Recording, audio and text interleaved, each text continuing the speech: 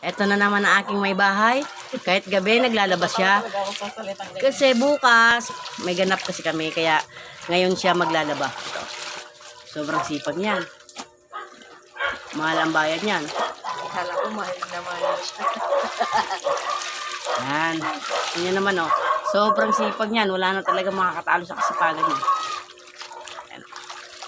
Smile ka naman dyan, B. Wag mo na yung paano ko sa mga viewers nila kasi bangot ka.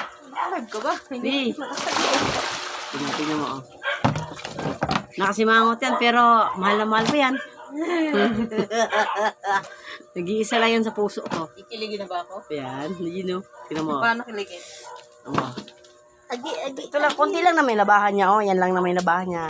Galing pa kami yan sa trabaho, tapos pagdating niya, naglaba agad yan. Yan talaga yung mga babae na sobrang talagang kailangan talaga mga binabahay.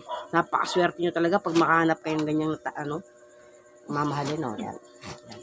Yan. Babe, smile ka muna, babe. Baby, smile ka muna. Lahat ng problema.